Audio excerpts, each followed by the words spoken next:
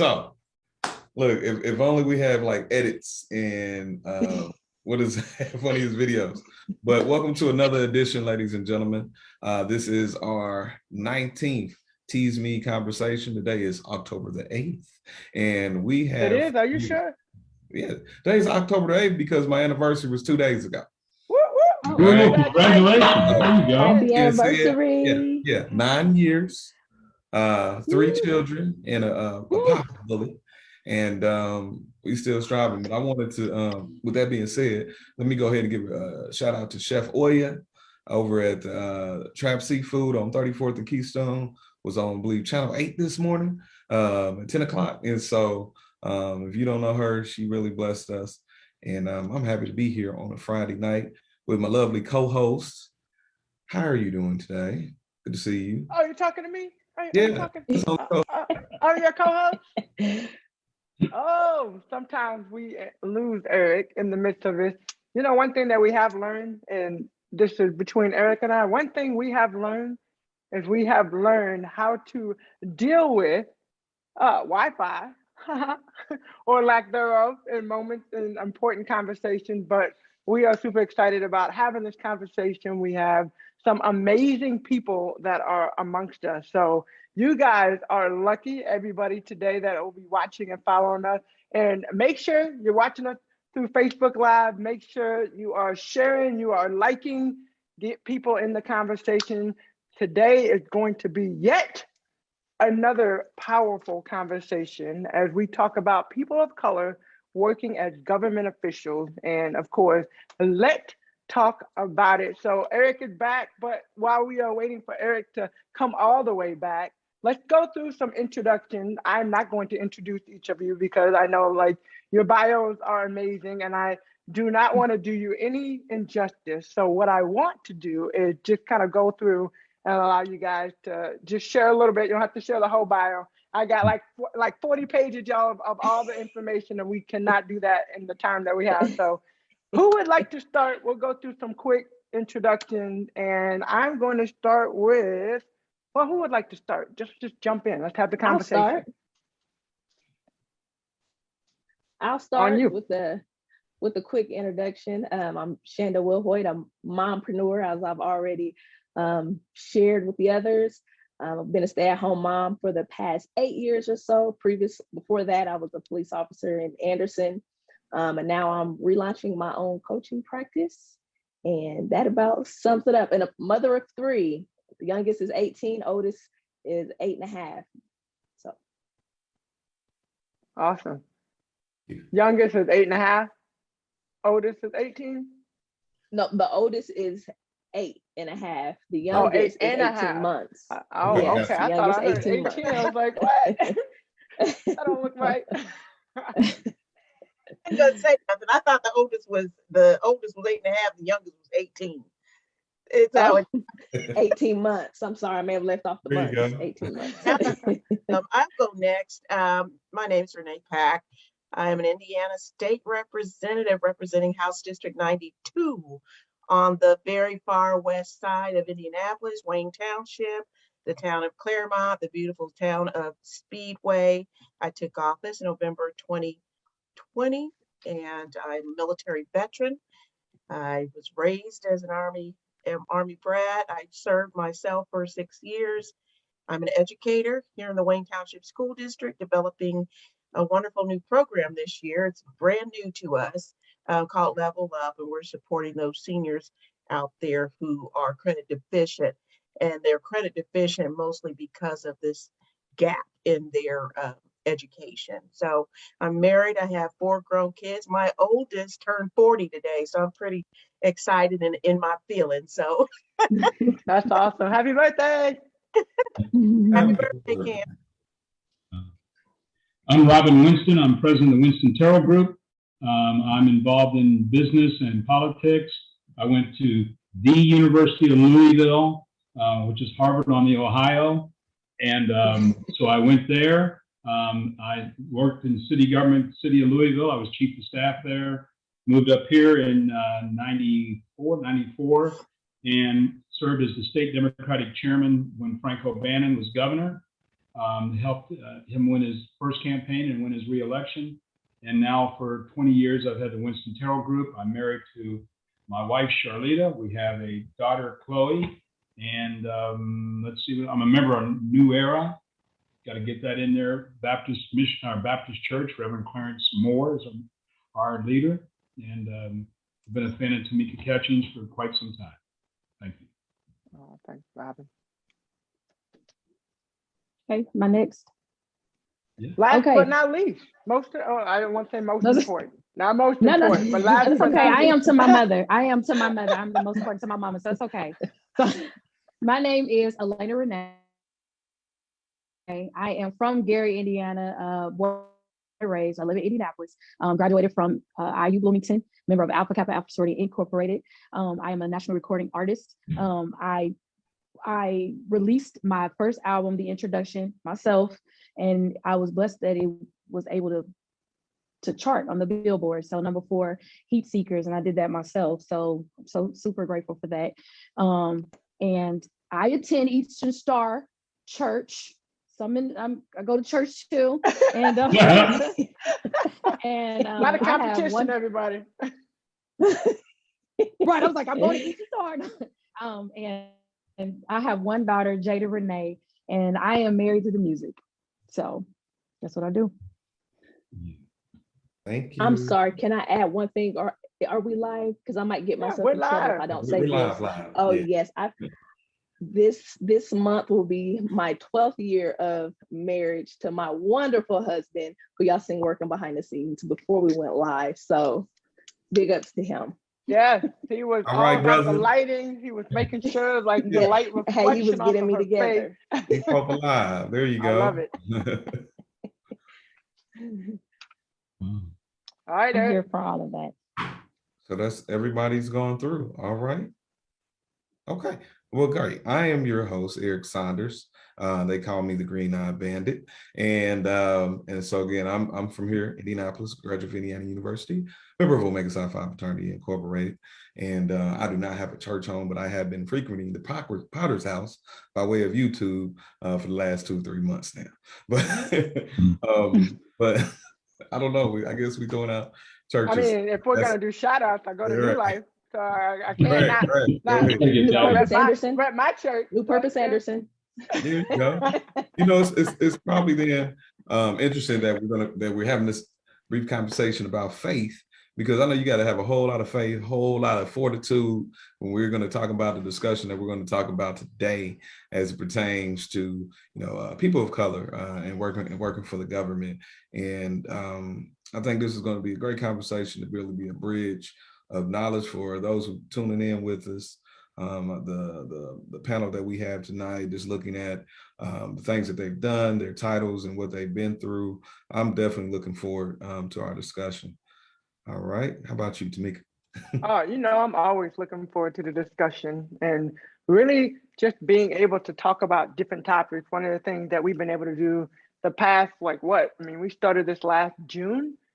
So one thing that we've been able to do is every month come and have candid conversations without getting ourselves in trouble, but being able to have conversations of things, of issues that, concern us as people of color, and, obviously just making a difference, and not just here in Indianapolis, but we get people that tune in from all over the US and abroad. So it's always great. And your opinions are your opinion, and, us being able to have this conversation. So today we're talking about people of color working in government and being a part of the government officials. And, just do you want me to start off the first question, or do you want to? Go for it. I get to kick us off. All right. Well, as we start thinking about, just the nation and where we are, how important do you guys think it is to have people of color as representatives and as government officials today? I think it's probably, if I could go ahead and answer that, I think it's probably more important than ever. I know in the Indiana State House, in the House of Representatives, we are outnumbered 29 as far as party, 29 and 71. And then when it comes to being Black and representing in Indiana, we have a Indiana Black Legislative Caucus of 14 members out of this entire state. One Hispanic. So it's very, very uneven. It's hard to get a lot of work done. That's why it's so important. And then our representatives either come from Indianapolis here in Marion County, or they come from the northern region, which is mostly Lake County. So we've got the rest of the state that has no representation in the state house of someone with of color. And the thing is, in these smaller regions, in these rural regions, that, you know, we deceive ourselves thinking that these are regions that have all white people. They don't have all white people. There's Black people there. There's mixed race people in these rural, outside of these main counties, and they're not represented, or they have a representative that doesn't have their best interests at heart.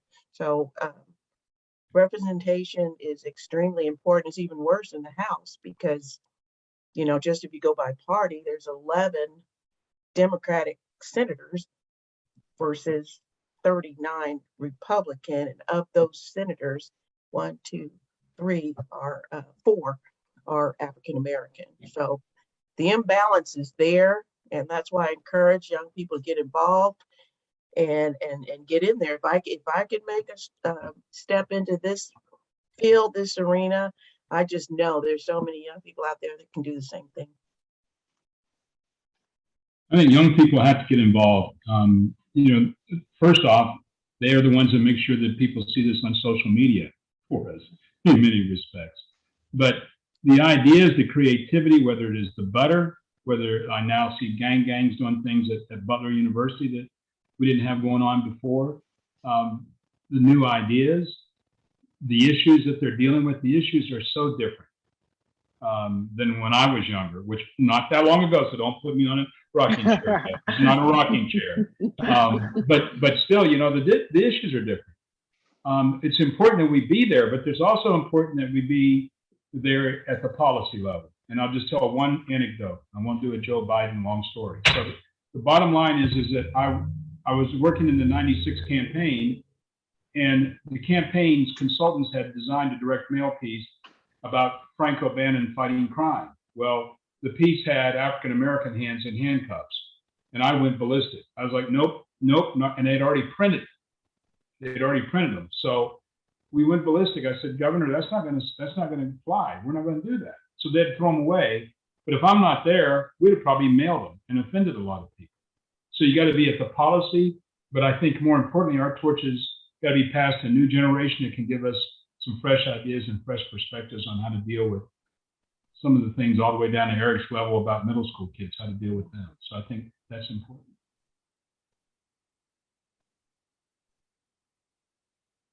That's interesting when you start talking about just like even perception, you know, like based on that flyer, it's just the perception and something that you don't think about. But, you know, I've said this in an earlier conversation, even being able to utilize your voice and being able to be in certain spaces and not be afraid to step up and stand out. And I think that's basically what you're saying, like being in a space for one, but for two, having enough courage to say, no, that's not right. We need to redo this. We need to figure out a different image of what we want to put out there. And that's really kind of where we need the young people to really get to those spaces and have that, and have people that can show them and lead them in those directions. You're exactly right. To have a person of color in the middle of political work means that you're not just there and you're Black or you're brown, you're there and you're courageous and you're there and you're not scared. You can't be scared. You got to step out there. You got to call it like you see it. You can't be afraid. You know, I've had a couple of situations just recently where I've had to just stand up for my constituents because of behaviors from my trustee and behaviors from the governor. And folks are asking me, well, you know, you sure you want to write a letter like that to the governor, asking him to expedite some money for housing to keep our families in their homes? I'm like, yeah, he's a man. He's supposed to represent this state. And if I have to give him a nudge, I'll give him a nudge. That's one, like, because you're in a position to. And that's wonderful, because we've said it on multiple shows, is just when we have a system where you have people that are involved and they lack integrity and they're making decisions that involve how we all live, then, again, that's the whole point of being competent and recognizing your biases and how that impacts the bottom line. Did anyone else wanted to chime in on that? No. Okay. Well, before we go on, I wanted to, we have viewers, we have people watching on Facebook Live.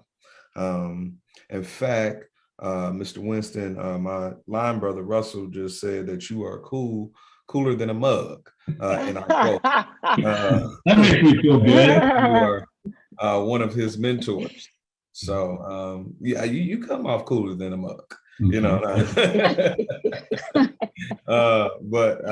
but I want to welcome anybody who's watching to send any questions this way, especially if something registers with you, you have something that you want to comment. You're very much so a part of this community conversation. Do you guys think that there need to be more people of color in government official positions? Representative or whoever. Yeah, I mean, I kind of talked about that a little while ago, but part of that process is backing people of color, because when you have government officials, if they're elected officials, you're talking about money that's needed. So when we're talking about money, that means we need support.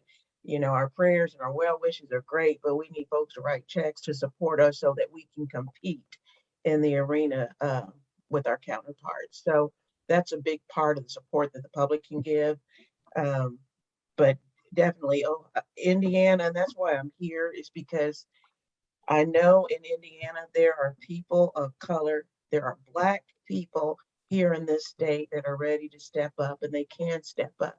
But we got to back them. We got to give them our support. I mean, it has to be huge to conquer this big machine on the right.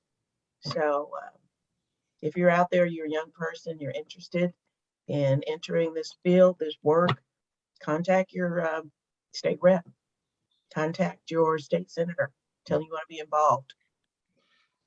And I guess I'm, as a host, I'm gonna throw a little gas in the fire here, because it's what's it? All skin folk ain't kin folk, and I guess that trust is major, and like you see it in several different cities, and it's like, okay, this is a brother, but can I trust this brother? This is a sister, but can I trust the sister? Because we keep it all the way honest. Yes, we have a vice president who's a woman, a Black woman, but as much positive. And Elena, don't you look at me like that. I know that's your soror of Alpha.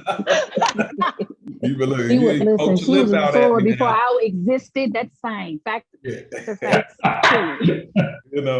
But as much, again, it's a great occasion. There's been a lot of, negative press, and it's not even this negative press. I know her name was connected a lot with, just high rates, police or arrest rates, and, things like that. And so, and then I think, just even I wanted to just kind of point out, that backing, when you say backing, we're talking about money, right? And is money and being out there in the field, the knocking on doors, all of that. But money is huge. Right. And how much of that do you and I don't know if it's documented, just how much Black people, specifically people of color, are putting money towards, these causes, considering the kind of finance they've got, collectively in I mean, we have spending power, of course, but how is enough getting to, the political process? Because I might not want to be a politician. Maybe I want to back, somebody up in. Right. But how do we do that in masses now? Right. I mean, and I'll jump in. I think it's one area of it, but also, like you're talking about supporting and backing. If you're not in the political realm, just like sports, if you're not interested in sports, you don't know who the top star, like you might hear names here and there, but it's always the top players that you hear about. You don't hear about you know, the 10th, 11th, 12th person that might just be doing a lot of work in the community or some other people. So I think one of the things, and I'll speak for myself, but like when you start talking about backing, how do you know who to back, and how, like, where do you even find the ones, like, where are they? You know, where, unless somebody is pushing them to the forefront, like you don't really hear, you hear about the stars, you hear about the people that everybody wants you to elect, but you don't hear about the ones that are kind of coming behind or even have access to them. I think part of that is that we need to talk about issues. I'm not so sure personalities drive this all the time, but you know, look, representative is voting on money for education. She's voting on funds for housing. She's voting on funds to set aside for Medicaid funding. Everyone on that's listening, keep this in mind. It's really interesting. We're about to embark on maybe 2.3 trillion when the smoke clears of investing in people. But watch this. That's investing in people, but the big winners in this are going to be the insurance companies, the hospitals, the people, the utility companies. They're quiet. You don't hear a peep out of them. You don't see any ads against this because they know they're going to benefit if we extend benefits, if we all of a sudden give more money to things. So I think we have to bring it down to the granular, the grassroots level and talk about kitchen table issues, talk about what it's going to mean. What did the $1,400 stimulus check mean to some people? Without that being passed, it would have never been there. Representative, you know all too well, without the federal government sending the state of Indiana a lot of money, there is no big surplus for people to have some of those programs. But I think we got to bring it, because I'm not sure candidate driven necessarily works unless the candidate is going to make history and takes their message that way. I think issues matter. I think people standing in line to vote really have to be convinced that it's worth giving up their day to stand in the heat or the cold to vote. I think you've got to get people there by issues and make it kitchen table issues. That's at least not what I'm trying to do.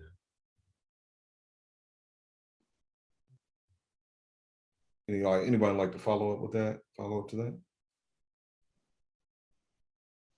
Well, I wanted to, because I'm curious now, and I wanted to go to our next question, and it was pretty simple. But can we just kind of go through? I want to know why you chose your career.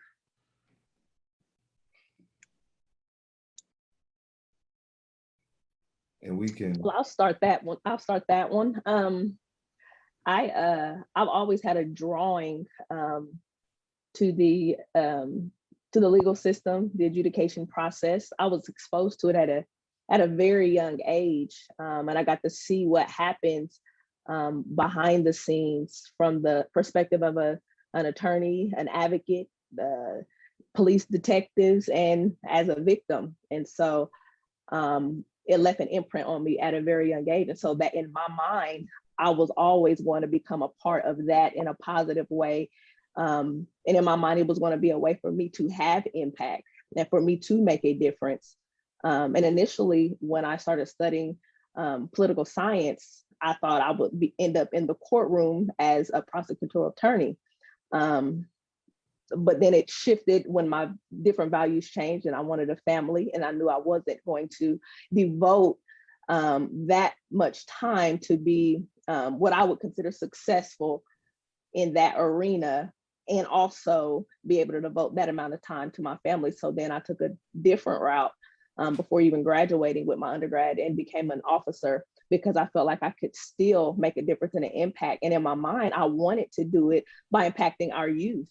And I would get comments from the courts at the youth level, and some may differ with my philosophy on this, but if it was warranted, a lot of times I would arrest a lot of youth at that time.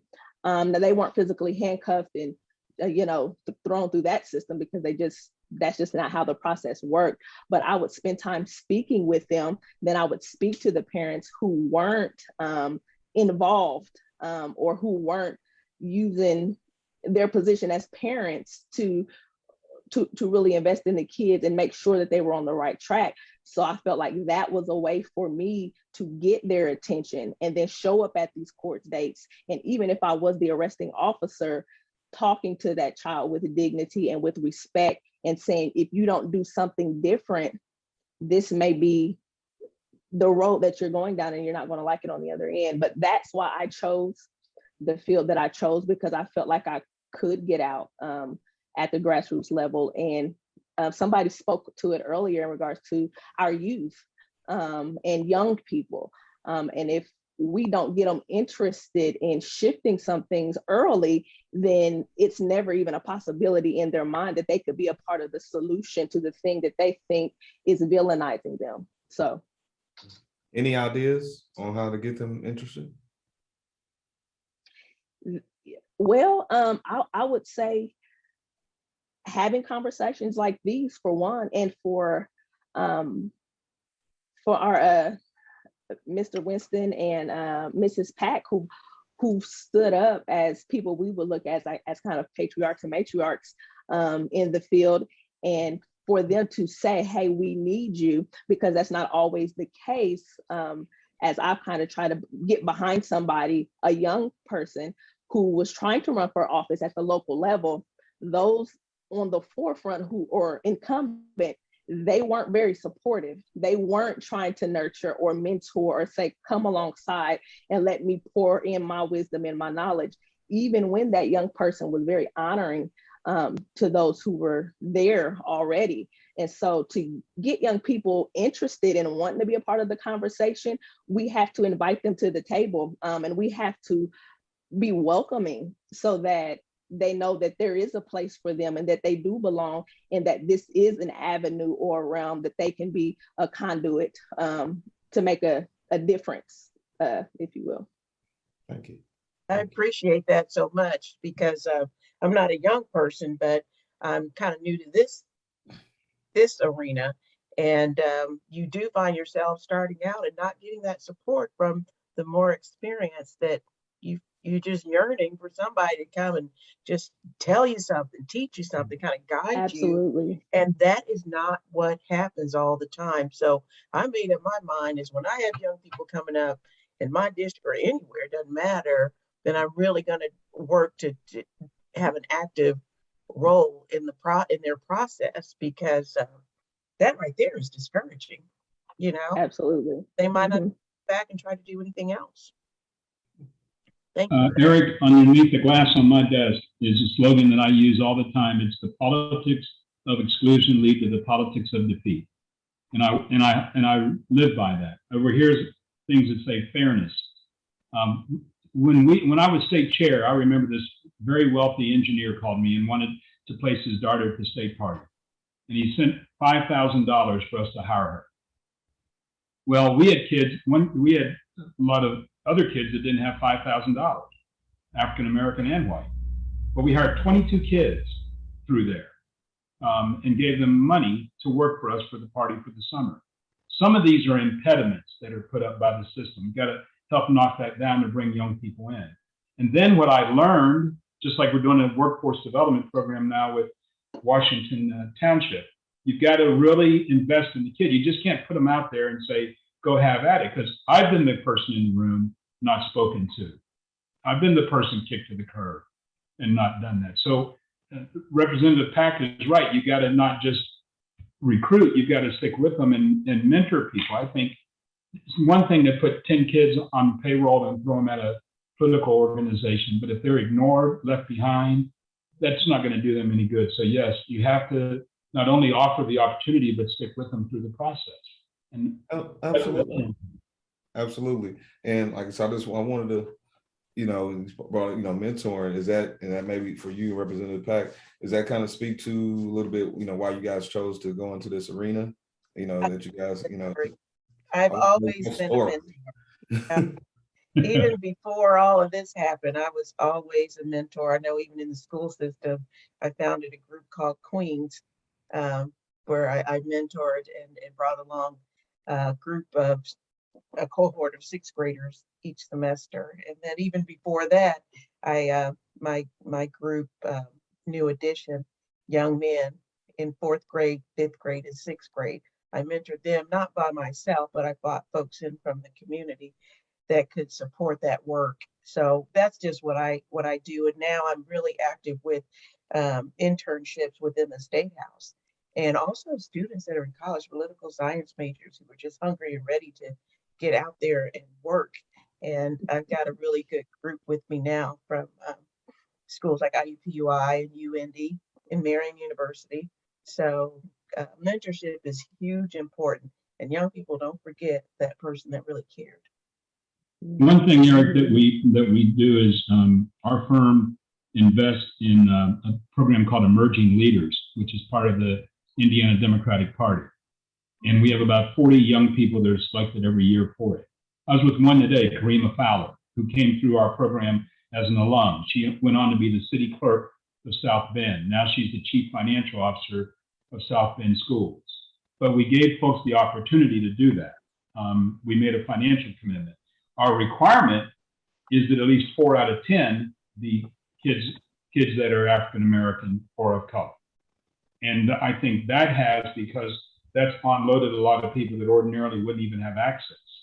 So I'm sure that Representative Pack and other people will cycle through and speak to them, but we're trying to get ready for the next generation of leaders. That's what we've got to do.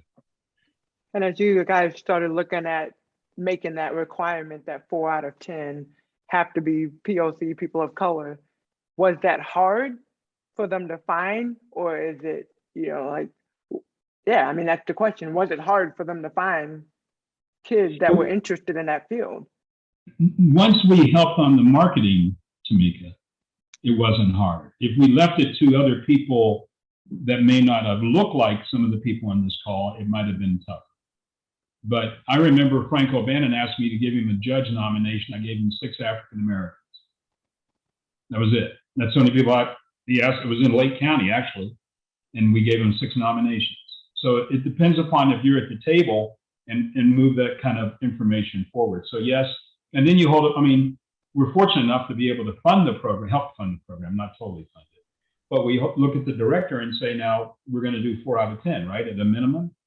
And, with pride, they let us know they did 5 out of 10 or whatever the number is. But it wasn't hard. The enthusiasm is out there. It may not be traditional coming from, some place, but I find that we have more than enough applicants that want to be in the program.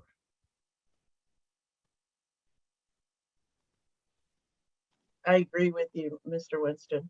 We have plenty of African-American young people that want to be involved.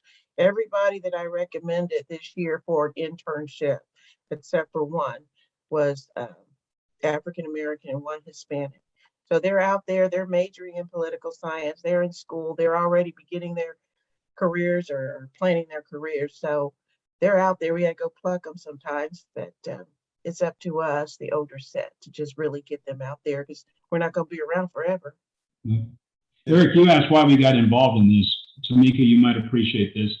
I went to Louisville, so our coach, Denny Crum, was trying to You had to bring that up again, right? Right, I did. I just have to. Alumni Association gives me a discount every time. But I'm at Louisville, right? So we're trying to recruit Bernard King. And he didn't want to live in our dorms. Denny Crum came back, our coach, and wanted to renovate just one floor of the dorm. And our board of trustees chair was an African-American named Woody Porter. I was student body president and on the board of trustees.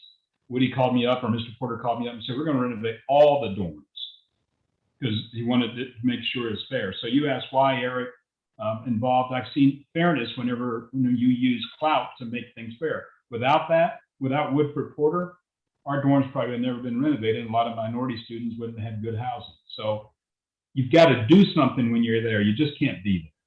You've got to do something. And sometimes it's just not even, in my opinion, it's not just people of color, right? Mm-hmm. It's underprivileged people, and that can come in all different colors, all different rates. So like sometimes it's not just about the wealthy and the people that have the access.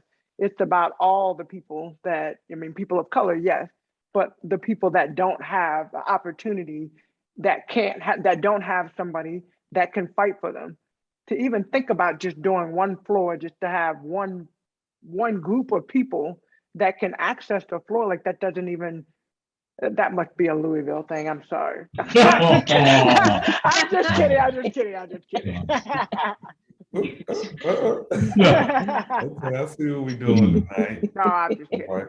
But I think it is important. I mean, I think it is important that when you have the seat at the table and you have those opportunities, that you're not just fighting for one person or one class, or you're fighting for like you said, being fair. Why do I do what I do?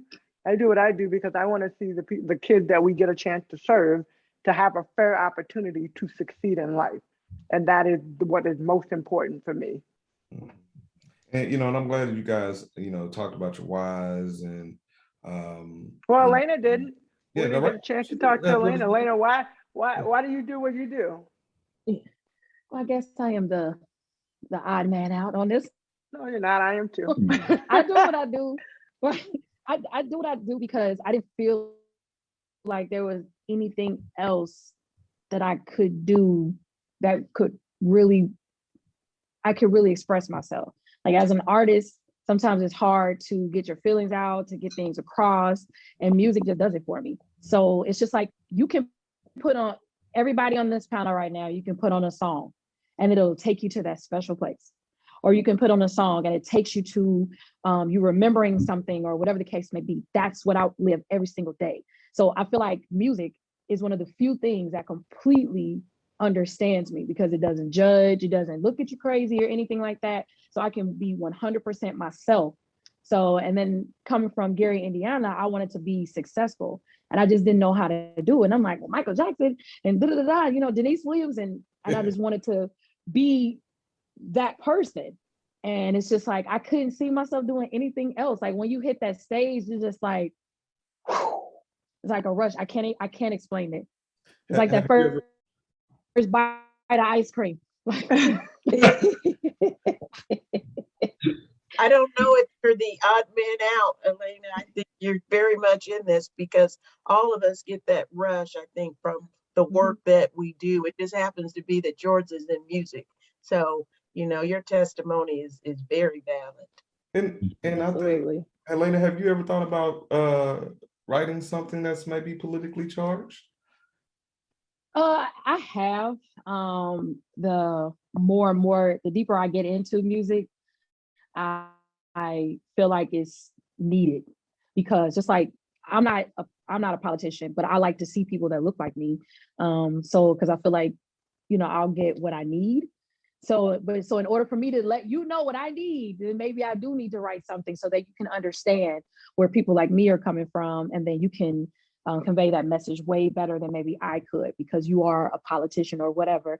But as an artist, then I could write something to get you to understand where we are. And I say that in respect to like Sam Cooke, right?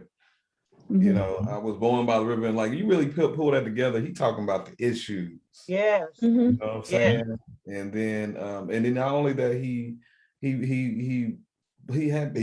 was backing people up. He was backing people up. You talk like I think about like old school Harry Belafonte and was it Marian Anderson? Marian Anderson.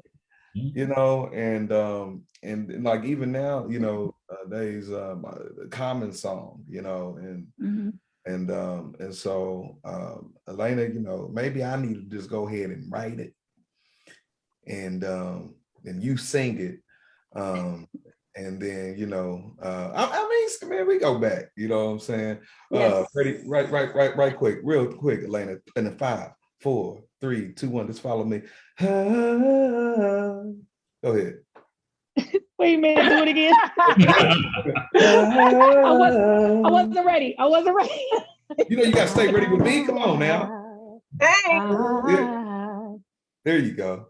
I wanted to give everybody a little teaser for the show, and even on the panel right now, like Elena, bad girl, man. I'm not playing. And so, and also again, want to have fun because politics. I'm telling you right now, it blows my mind. It blows my mind, and I know Representative Pack, Mr. Winston. I know y'all grew up in the time when what was that? I'm just a bill on Capitol Hill. Yeah. Wow. That's so funny because I felt like that was around when I got to the State House. Right. For the first, I'm just a Bill, just an ordinary Bill, I'm trying to get to Capitol Hill.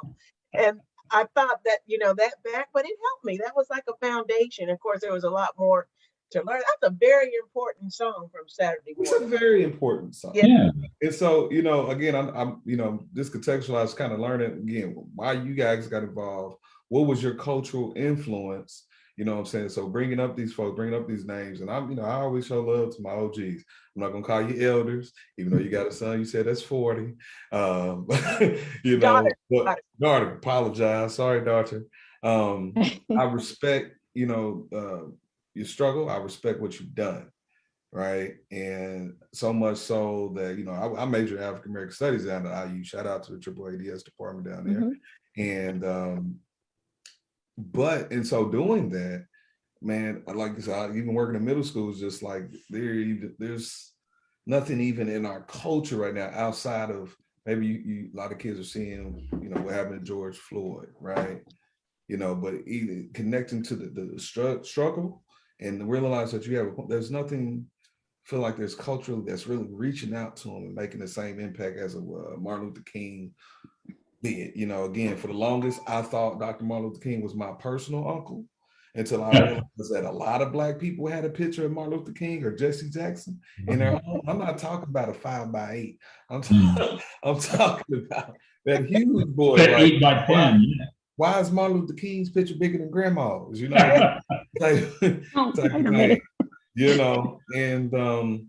again, I know we tend to go there, but it's just that's an interesting bridge that we have to rebuild very strategically to make that impression on that next generation. I think we have to take advantage of the organization that I'm seeing. When people are sitting down on Mass Avenue on a Saturday afternoon, about a year and a half ago, and people walk down Mass Avenue, orderly, peacefully, protesting for civil rights and equality, we had nothing to do with that. And I've been advising people to grab onto it. When you have people doing the butter exhibit at the Stutz building, and you notice the mural hasn't been defaced, it's still there. I see people stopping on, I think, 10th Street, whatever it is, getting their picture taken in front of. We should take advantage and ask, what are you all doing? How can we help do that? Because having them represented, if you send them to the traditional Democratic club and tell them that's how you get involved, they may not get involved that way. But I think, but if we take advantage of what they're already organized in their own way, we should take advantage of being part of that and trying to grab onto what energy they already have. I agree. I definitely agree. Anybody like I agree too. And I think politics look a little bit different now. And I think that is a testament to what you just said, Mr. Winston, about grabbing onto things that are already going on and, organizations that have already started organizing through this period of time and continue to. Last week was Voters' Rights Day, last Tuesday. A lot of groups organizing for that, just to get people engaged, like make sure you know where to go to vote. And, those are organizations that have all of a sudden popped up, and people that maybe you haven't even, I'm sure social media has become an avenue where a lot of young people have been able to utilize to be able to share thoughts and get people engaged. Elena, I was thinking about what you said, and I know, Renee talked a little bit about it, but through music, like music and sport have become an avenue of, or have become a part of politics, and have become avenues for people to be able to, or not become, it has been, I mean, you just talked about some of the artists in previous years and generations, but where you can use your impact and you can use your influence, I mean, Shonda, your work that you're doing, I mean, you have an opportunity to influence in different ways. So it's not just about being, a politician and sitting in a seat and having a title. It's about the things that we do in our everyday lives that are impacting how we move and how we shake, and just ultimately like how our world will be. That's so true. Absolutely. Because I know I mean, before this, I was, struggling mother, single mother at for a lot of time. You know, that's why I advocate for our homeless and our residents that are not secure in their housing, is because I myself have been a homeless person with my two oldest kids back in the 90s after I got out of the military. I know the desperation. So young people can still, it doesn't matter what you go through, you can still turn that thing around and get on board and begin to do the work to help those that are coming back, that are coming behind you. That's why we go through these experiences, so that we can help that next generation. I get it. It's hard. A regular person with a regular job, even if you're making $15 an hour, it's still hard to pay all your utilities and pay rent for a decent place and raise kids if you have kids. It's still hard. And that's $15 an hour. It looks really good to a lot of people. But when you have real grown-up kinds of responsibilities, it's still not enough. Mm-hmm. So, you know, it's just, no matter who you are, what you're facing, what you're going through, pull it together when you get through, and then that thing and turn it back and advocate for others. And that's how my life has gone. I've been a community advocate first, being an activist, and standing up for those that don't necessarily at that time have the strength to stand up for themselves. Because when they get themselves together, they're gonna be bad. They're gonna be ready to take on everything. But for a while, though, we need to help them along the way. I wanted to quote the Indy Star paper. It was again an article written. It said, for the state of Indiana, only white men have been elected mayor of Indianapolis. Only white men have been governor of Indiana. Only white men have ever led the chambers of the state house. Okay, only the white men have ever been elected to the U.S. Senate from Indiana. Do you think we will ever see a person of color in either of these positions? I think we might have a Black mayor coming up. I have no doubt we'll have an African-American mayor. I've absolutely no doubt. Yeah. Governor, not sure right now, but hey, it might be me. I don't know. Hear it first, ladies and gentlemen, on TV. Breaking news, everyone. You know, by the way, this segment is brought to you by Tease Me. Go ahead down and have you some tea. We got 2 locations now. Now, tuning back in, I know you guys just heard it. Y'all, you said that too quick. I said that like y'all know something we don't know. And that's and don't say nothing if you don't have to. And this is my view, not his. But we have a president of our city council, Bob Osley, who's just a magnificent leader. And I've even encouraged him to run for governor. And I think he's very competent. I think he knows a lot about the role already. And he's already showed us his leadership skills. So go Bob in 2024. Okay, that's just me. Good. Are you saying you encourage him to run for governor or mayor? Mayor. Okay. Both of them at the same time. Okay. No, Okay, if you can do that. right. Okay. No, all right. No. Eric, we got folks in the Black Caucus. We got Robin Shackelford. We got Terrence Pryor. We got some great people. There's Eddie Melton that could be U.S. senators. We get behind them and get them going really good. There's no telling what can happen. These folks are excellent at what they do and how they serve people. So I give it 10 years or so. I think all those spots may be filled. Eric, I'd say, if this were a Jeopardy question, which Southern state elected an African American and a Jewish U.S. senator? Most people would not think Georgia. Right. So knowing that, anything can happen if you put the effort into it. And I believe next year they'll be electing an African American female governor in Stacey Abrams. So think Georgia, where we didn't even get the voting rights until 65. My mentor is Maynard Jackson, who was the mayor of Atlanta. And Maynard laughed about, it wasn't like 65. They said, okay, everything's good. So, I think you could end up with a state with an African-American governor, African-American U.S. senator, and a Jewish U.S. senator. And I think that's fair. I really do think that's fair. But I also, I'm about to go down to Atlanta next week. Atlanta's a whole different spot, has a whole different power in the Black community, and it has a whole different kind of gathering. And to where Indiana just doesn't. I'm in the scene, this, that, another, and there's just a difference in just what we own and how we move. But hey, I'm hopeful, and I'm not knocking it. I'm just just want to draw a comparison there, but I'm definitely hopeful. Just hearing you guys say that makes me want to dig in a little bit more, just to learn about who's representing and who's going about the right, and learning how we can again back these people up. And those names that you mentioned, I've heard those names before. I've met these folks, and but now, like you said, it's time to really kind of see what they're made of and see where we can take this thing.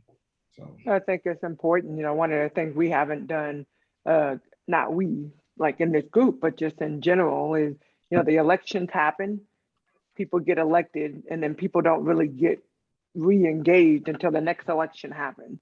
So a lot of people don't stay in tune to what's been going on and who's doing the right and who's maybe not doing so right, to stay in tune with that until the next elections happen. And it's like, around the elections and the money that's coming in and, the advertisements that are coming out, you become engaged through that.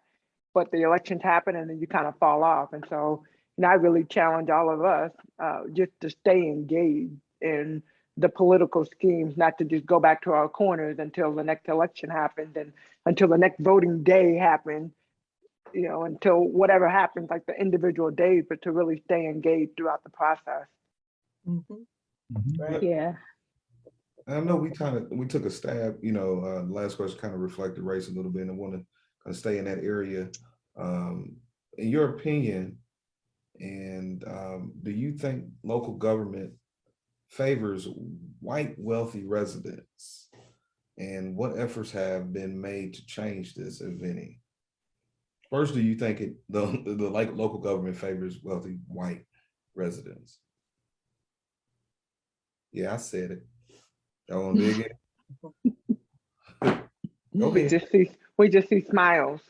Well, by virtue of some of the things that we've already said, I'll say yes. I will say yes, and it's because of some of the issues that have already been spoken on today in regards to the lack of representation, lack of involvement, lack of engagement, or for whatever other reason. And I think another thing is in regards to the communities to where we are underrepresented, that even the engagement in the political process, I'll say it's not as easy for lack of a better way to state that, to be engaged in the political process. It means something different for people of color than it does for the wealthy. And this may be a hard statement, but I would even say that sometimes it's treated as though it's a sport or a prestigious club for some of those who are wealthy. But for us, when we go out and we get behind a candidate or we're trying to build some momentum, it's the difference between, am I going to be able to pay my bills? Am I going to have certain funds that I need to just live a quality life? And so back to the question in regards to, are the wealthy and the white favored? And I think it's yes, just because just their engagement in the political process is easier because you're on mute. They come up in households where they have political discussions. And the discussions around the African-American family or the people of color family, the conversation is just a bit different. And then the belief or the believability that you can be a part of that discussion. And so you don't have people believing that they can occupy such positions. And then you get the one who believe that they can, but then they're not back. And I know Mrs. Pat, you hit on that in regards to backing, and that doesn't just mean monetarily, but it also means putting on the t-shirt, getting out there and voting. And then taking advantage of social media and the momentum that can build is just not there for us as it is, for them. Right. And so I would say yes. Yeah. And I agree with you, Shanda. The Marion County, Lake County, Jasper County, South Bend area, and probably up in Fort Wayne, those are the areas where we have that population that we can really get some more representation. But we don't have a person of color from any of those, from Jasper or Fort Wayne, in either the House or the Senate. Local government, which was what the question was about, local government is supposed to serve those that are lacking. Local government within Marion County now, with a city council that's so Democratic, our city council is going to look after our folks that need help. But when you go outside of Marion County, it's about business. It's not about serving people. It's not about bringing people along, feeding them, not recognizing their basic needs like housing and water. I wrote a bill this year. I said, you know what? Nobody with a child in their home between the age of 1 and 18 should be able to have their water cut off. If they work out a plan for $1 a week, keep that water on, because the lack of water leads to so many other things. And this is just one of the problems. Have you been without water before? Have you been without electricity before? These are issues that we know about. I know I do. These are things that I have lived myself, getting my neighbor out there trying to get the water turned back on, lifting that big old manhole thing. I know, I've been there. So I think locally in these larger, more diverse counties, we do have local government that watches out for the people. But when you get outside of us, I don't think it's there. I don't think the voices are heard at the local level.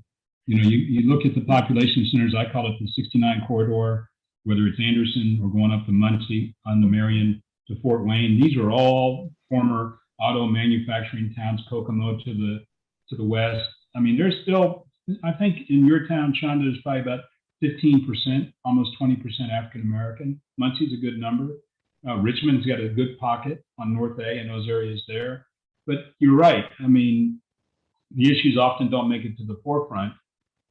We do have elected officials in some of those communities. There's almost a person of color, African-American, on just about every city council in those towns.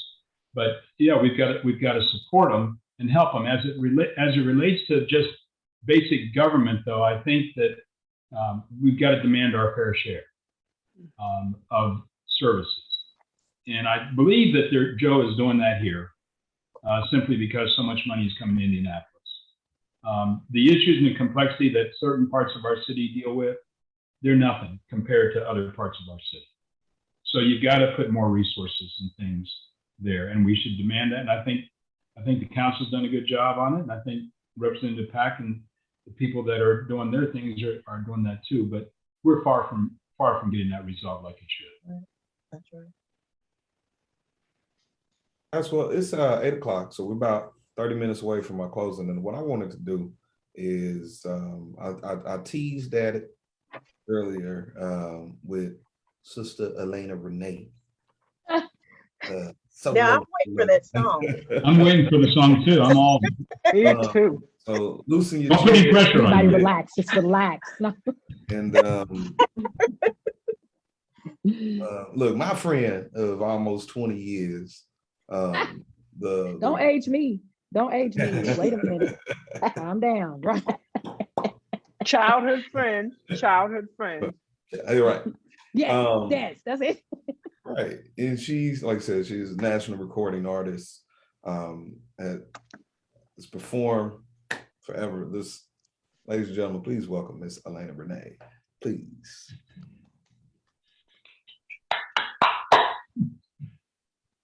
Okay, so listen, this is going to be a slight disclaimer. I am totally aware of my surroundings. I'm totally aware that we are on Zoom, okay? I've never done this before like this. Me and I have not connected into the Zoom. So I am going to play my music. I'm going to sing to it. So then I decided when we first started, I changed my song that I was going to do because it was way lighter than what I anticipated. I'm not going to lie to you. I was coming in like, I have to be serious. I have to be with a straight face. This is what we're doing. But it doesn't have to be like that all the time.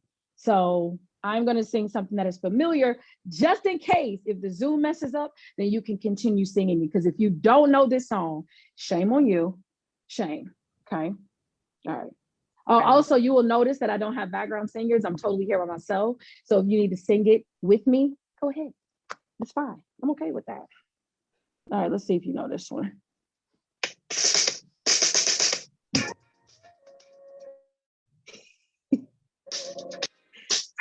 So we're gonna do this like the verses, how they're at home and they're rocking side to side. I'm not sure if you can hear the music or not. Okay.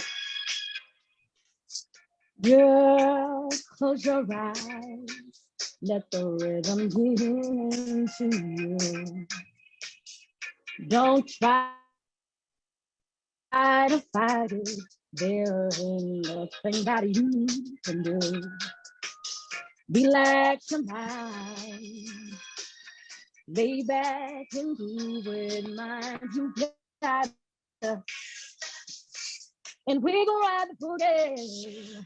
This is what y'all supposed to sing. This part right here. I wanna rock with you. All night. That is, yes, you win today. Rock with you. Oh. We're gonna Rock rock the night away. Out on the floor. There ain't nobody there but us. Girl, when you dance, there's a magic that must be love, love. Just take it slow. Cause we've got so far to go, you gotta.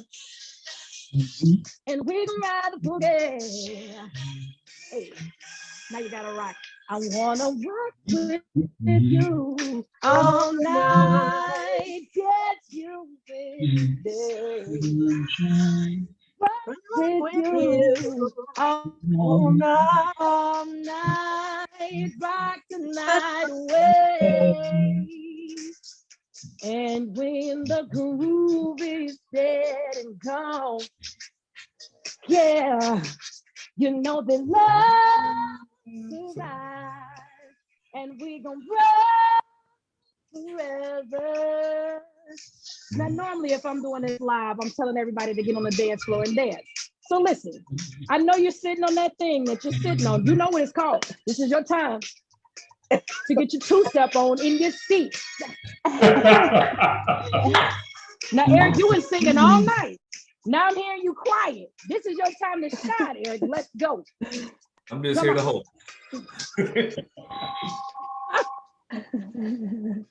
Hey, I wanna rock with you. I wanna rock all night. with you, girl. Yeah. Rock with you. Rock with you. Yeah, yeah. Rock the night away. Yeah. I wanna rock with you. Oh. Dance you in today. Rock with you, baby. Yeah. Rock the night away. Yeah. Feel the beat. Feel the beat. Hey. Woo. Dance you in today. That's where y'all was supposed to go. Get up, dance, and all that. But that was wrong. Get up now. That's it. I was dancing. We were moving. We were grooving with you. Good. I needed it. You did that sitting down. I heard the music. Like I said, All that from sitting down. Like that, so. Wow. All right. That was her first selection. Her second selection, she will be my musical accompaniment. All right. In 5, 4, 3, 2. I believe the children are the future. Teach them well and let them lead the way. And let him lead the way. Show them all the beauty they possess inside. Amen. What, Elena? A pride to make it easier. Love it. Coming to America. Oh, we needed that little that break. That was great. I'm That was great. She's hurt and smiling so hard. Goodness. Thank you. So much, So Elena. Elena, when are you gonna be performing again so we can actually come and like support you? I know that's right. I actually I'm not sure if you all are from, anybody on here familiar with Southern Soul?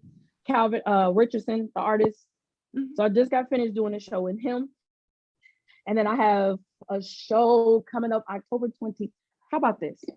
If you on my Facebook or my Instagram, Elena Renee, and my name is on there, ALAINARENAE. I'm gonna tell you why, because my memory is trash. It's trash. And I don't want to forget something and tell you and miss out on the show. I know November 6th, DJ Gino is having a birthday party. I will be singing at his birthday party at Winging It. And then also November 28th, myself, Stephanie, and Stacey McCracken will be singing at the Jazz Kitchen. So that's going to be dope. So, but I will make sure to put it on all my social media, everything like that. So just keep up with me. I promise I'm going to take you on a journey. All right, we're coming. We're going to come All to right. you. All right. Now I'm going to hold you to it. I'm holding you to it. I'm going to make you sing too.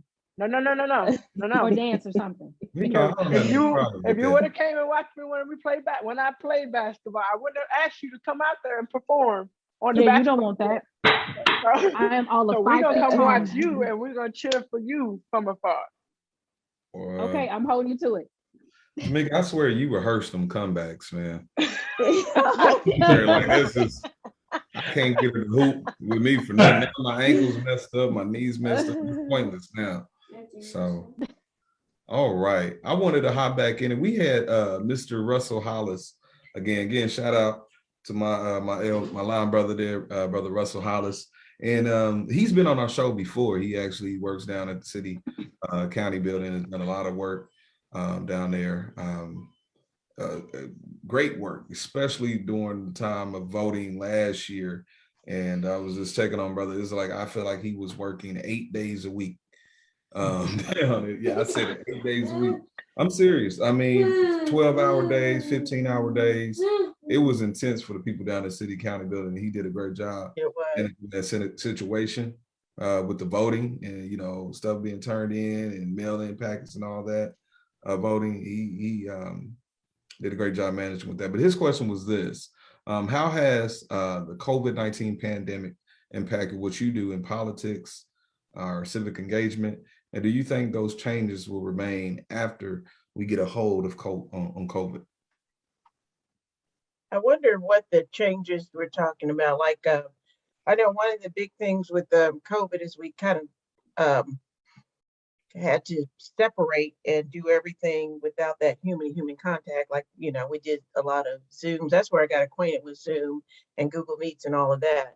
And I went through a campaign during the COVID season, and it was a whole lot different because I've had another campaign that back in 2014 where you were able to actually engage with people in person. But I think, when we move past this, and prayerfully we'll be through it soon, that we can inch our way back into kind of traditional face-to-face contact. I miss it so much. I really do, because I think when people are together and not just on this screen right here and making connections, that makes the most powerful difference. Yeah. It's changed because I work with school districts. We do school referendum campaigns. The craziness that's out there right now about masks is pure craziness. I mean, you've got people showing up at meetings that want to fight. They want to shout, and this is carnal. Shout down people at a school board meeting. Westfield, they don't even allow people to speak. I mean, so I think that's changed. Russell knows because he helped us. We did a voter registration drive in 18, and he helped us register a lot of people, about 70,000 when the smoke cleared. But we can't go door to door anymore. People won't open the door. It's hard enough to get people to open the door. I'm sure Representative Pack would tell you that. And then you got a distance, but nothing like the masking thing. The masking thing has really, because of COVID, has changed. Who would think school boards would have to have the Attorney General of the United States issue a memorandum saying we're going to work with the FBI and the state police to better protect you at school board meetings? And folks, keep this in mind. That's where policy that impacts our kids is decided. is at the school board level. So when you know that Renee, and I mean Representative Pack, in the Wayne Township School Board, that's where so we have to be very cognizant of that, because it really is going to impact things, I think, when they stand for election next year. But when you're talking about these school boards who are getting out there and cussing each other out and ready to fight and all of that stuff, you're not talking about school boards that are in communities of color. We're talking about white communities. They're going crazy. Well, first they were there about critical race theory.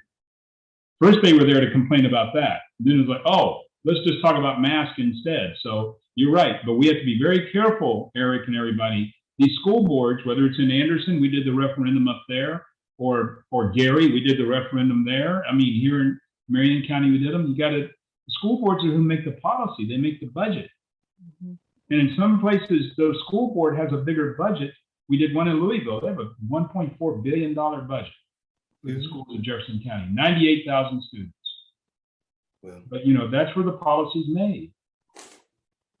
So do you think things will change post-COVID, or how do you feel like they will change? Tamika, I think we have an attack on institutions right now.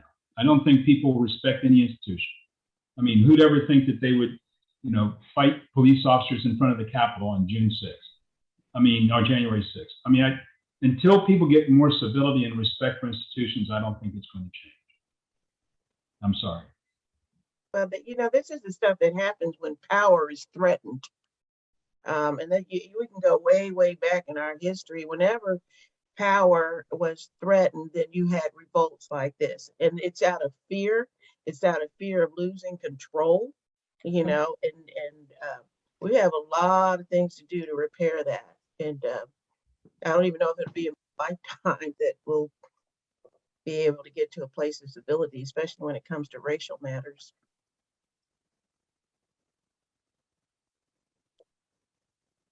And how are you seeing things up in Anderson? I'm sorry, did you say it to me? What is your view on COVID? Being in Anderson, a smaller town, just kind of build on this conversation. Do you think those changes will remain when we get a hold of COVID?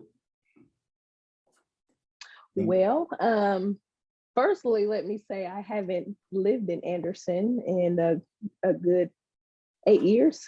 Oh, my fault. Where you at? I'm in a little bitty town called Ingalls that nobody's probably ever heard of. Yeah. Near Pendleton. Okay. Well, tell us about Ingalls.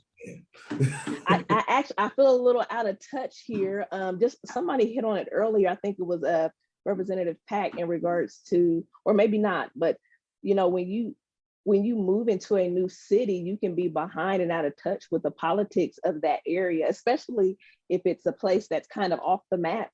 You don't know anybody there. You don't know the political climate that's there.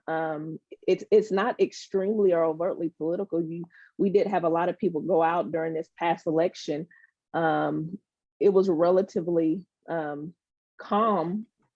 Outside of the large numbers who went out to the polls, but it's not a politically charged area.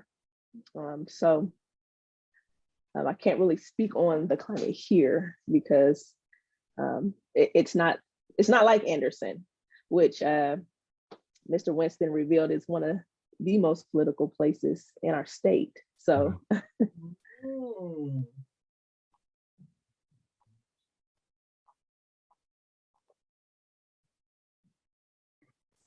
Sorry, I muted myself. I say you on mute. Mm-hmm. Right. It always happens. Like Zoom, yeah. I kicked myself off earlier. Like that's the new chirping yourself. I literally just did that. Oh, you're still up there. Okay, I got you. Yeah. Okay. All right, but that's all right though. And hey, and that's fine. Just again, talk about the city because, like I said, spoke to her. We don't know. Like I said, the small towns again, but when you come and see the voting, for the big elections, you're like, wait a minute, what are all these other little towns and all this? Where is this power coming from? What is truly the demographics that's going on outside of our major cities. So we again are rearing to the end. Guys, why is it important to continue having conversations like this? I think Tamika hit on it real good earlier in regards to, she spoke on engagement and how oftentimes people kind of get geared up for the elections, and then you don't hear about the political issues. And then when people do get elected, we don't know the ones that are on the straight and narrow or really representing the people or doing the things that they said they would do before they got into office. And we get politically charged around crisis, you know, when we really, instead of being on the defense or, you know, trying to rally behind a crisis management, if we're having these discussions regularly and not pretending as if we all know that the issues are there, you know, they're prevalent and they're just here, and we face them in big and little ways every day. But it's not until a tragedy happens that we really get out there and you see, like what Representative Pack said, sometimes the response to those things out of fear, we don't get the best results because it's in reactive as opposed to being proactive and having discussions like these on this platform, that we can kind of really get in front of some things and pull people together, and really pull some of, like you all were mentioning, some young people to the forefront and really give some voice to their perspectives. If you don't have these conversations, then you don't know. There's a lot of people who lack that knowledge. So when you have these conversations, this piques interest, which snowballs into all the other great things. So it's just like how I'm being on this panel, I'm meeting people that I've never met before. So now I'm interested. So now I'm going to get more involved. And it's just simply like word of mouth. So maybe that I can speak about the experience that I'm having here to someone else that will get them engaged. And now this will bring for a bigger, wider audience, which is what we need. So if people don't know, then they don't know. But us having this conversation, I think it's just a necessity. You have to have it. You have to, because it affects all of us. So you have to have it. You're right, Elaine. As long as we're quiet, nothing will get done. As long as we're quiet, there's not going to be any change. We're going to move on through this life, you know, status quo, keep it rolling, and we're not going to make any difference. And I think that, you know, our lifetime, that the time that we're here on the earth, it should be more important than that. We should be laying down a foundation for a better world for the next generation. And then we're talking about race. I mean it, for our Black young people, they need our help.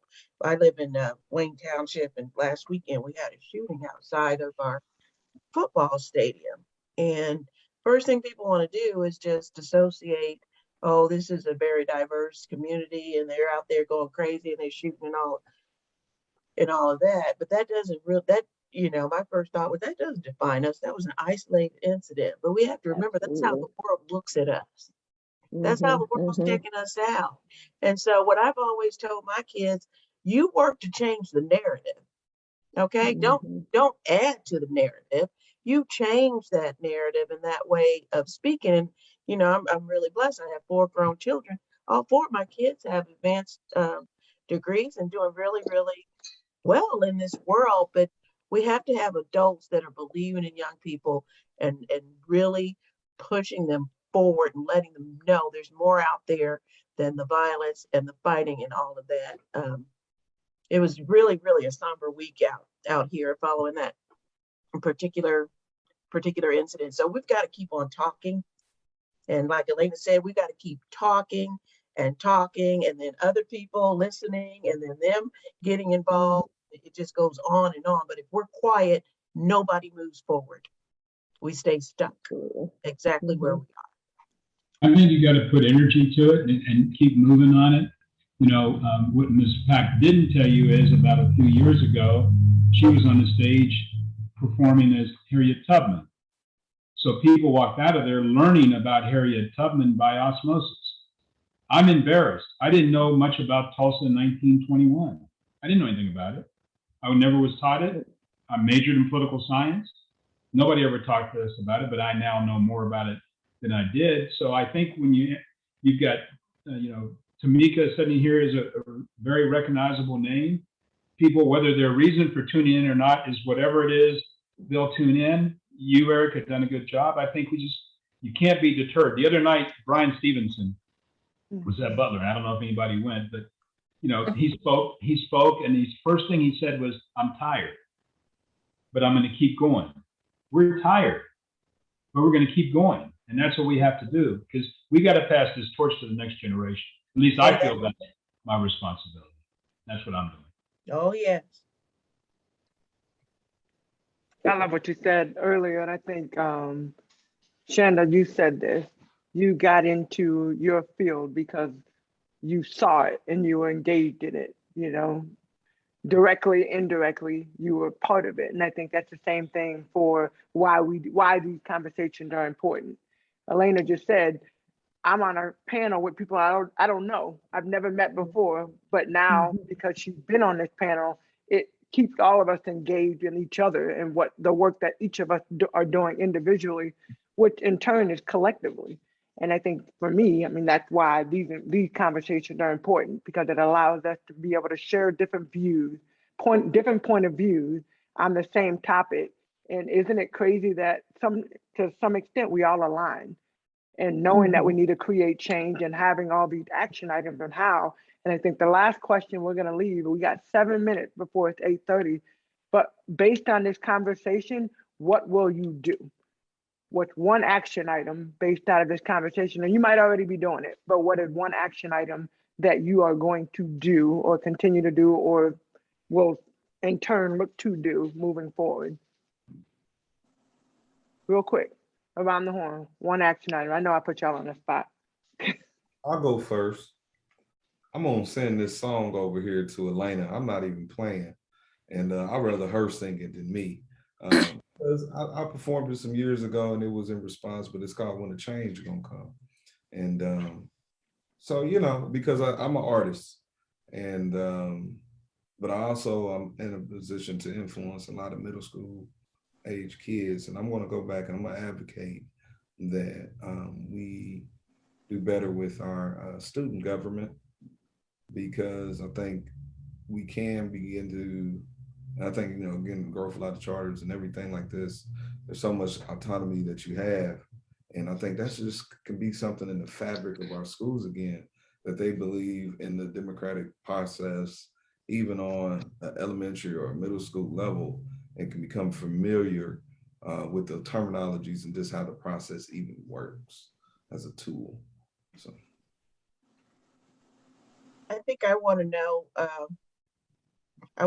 more about how Shanda and how maybe our other folks that have been involved with law enforcement, police, how are we going to get this under control? This is what keeps me up at night, is shootings. Last weekend we had shootings that 4 people dead just or shot within hours. But I want to especially want to get more perspective from our law enforcement officials about how we can really reach out and really make a difference. Because what we're doing, we had a lot of this funding back in the spring, federal funding, and we threw a lot of funding here and there and everywhere. Thank God for, Mayor Hogg said he tried to cover all the bases. But what we're really doing and not knowing the answer, we're throwing out a bunch of money and just hoping something sticks. And we need some concrete answers moving forward, because we've got a whole generation we got to save. We can't keep moving this way, especially in the Black community, generation after generation after generation. And, my prayer is that the Lord leaves me here long enough so that I can really delve into the work and bring other folks into the work and figure this out. Well, my action is going to be engaged. So last summer I did participate downtown, and it really did change my life. Like, it was a really amazing experience. And I've also just learned just to hold myself a little bit more responsible. I can't expect change to come if I don't help. and I don't do my part. I can't expect others to change things for me if I don't engage and participate and do my part. So that's just what I'm personally going to do and continue to do. So like Eric said, a change gonna come, because it can't come with this. We sit back. I know it. It's gotta come. I'm going to continue to do what I'm working on. That is, by about the first part of next month, we're going to put up a site that has African-American historical sites in Indiana. You can run your cursor over it and it'll pop up, then sends. Mary Clark stood up at the Supreme Court and got slavery basically abolished in Indiana. Place in Atlanta, Indiana, where Robert Settlement is. I want us to learn more about our heritage and our history. So if we're going to go ahead, we're going to put money behind. I'm doing it through our firm. Vaughn Watts is doing it for us, Tamika. So she's the person. I'm saying all this stuff, but she's the one that's designing the site. We've got to learn our history and then articulate it to other people. Nice. So mine is, I think a good hashtag for this conversation is engagement, like Miss Elena just said. But I'll throw another word out there, and that's impact, which I believe we've all kind of made reference to it. And you just look at the people on this panel within this discussion. We have various tools in our tool belts. My strengths are different from the representative and from Tamika and from Elena. We all have different things at our disposal, but if we all stay engaged in the conversation and we all look to have an impact when we show up to whatever room we're in or whatever table we're invited to, or whatever chair we pulled up the table we invite ourselves to, if we all look to bring our tools to that table, then I believe, like the song that keeps getting put out, change will come if we all show up and we're all engaged. And so mine is engagement, being engaged and looking for opportunities to show up and have impact. I think I know mine is continue to use the platform. We each, you just hit on this, Shonda. We all have to continue to use the platforms we have, but I think some of it too, it goes back to the word support, because each of us are working on different projects and we have different initiatives which I've written down, but now it's just a matter of supporting one another, supporting the work. Robin, I can't wait till the website comes out. Let me know. Vaughn will let me know, and we'll push it out too, because I think that is important. Elena, we are going to come and support you and come and listen to you and cheer from afar. Don't try to pull us up on that stage, but we want to be there for you. And I make no promises. No. And of course, representative, we want to make sure, that we're supporting you and the initiatives that you have going on. So I think that these conversations and being able to have clear-cut action items are important. And so my commitment is to support each of you. And, of course, we got other representatives and other people that are coming that will be looking at, inserting themselves into the office to some capacity. You said it earlier, support, and we need to support our people. We need to support people in getting into these roles, or into these positions. So I think that's important to me. So, Eric, it's 8:30. I know. Before we go, I wanted to dedicate this time to a young man by the name of Josh. He's a friend of my sister's. He was tragically murdered last night. My nephew, who attends my school, that's how he woke up this morning. I said, "When did you last see him?" He said he picked me up and dropped me off from football practice 2 hours before he died. Oh my goodness. So I wanted to honor him, and because even though you guys see us as hosts and you might see us viewing us right now, and we have our positions, we're going through this too. And so we're right in the thick of it. That's where I was right before I asked, and I had my nephew with me, and he asked, "Uncle Eric, what's gentrification?" I said, "I'll show you." We rode around the city and we talked, and he's such a resilient young man. And there's so many resilient children that are going through a lot. And that's the bridge that we have to build right here, right now. Thank you so much to our guests, our panelists. We had a wonderful time We dance, we talk, we chit. We sang. Keep singing, and we're gonna keep singing until the change comes. Thank you, my wonderful co-host. Next conversation next month, November 12th, Friday, November 12th. Tune in. Eric, thank you for allowing me to be your co-host. Robin, Shanda, Representative Pat, Elena, thank you guys so much for spending Friday night with us, hanging out. All about the tea. We'll have to send you guys some tea next time. Right. I want some. Have a good night, y'all. Good night. Good night. Tease me. All right. All about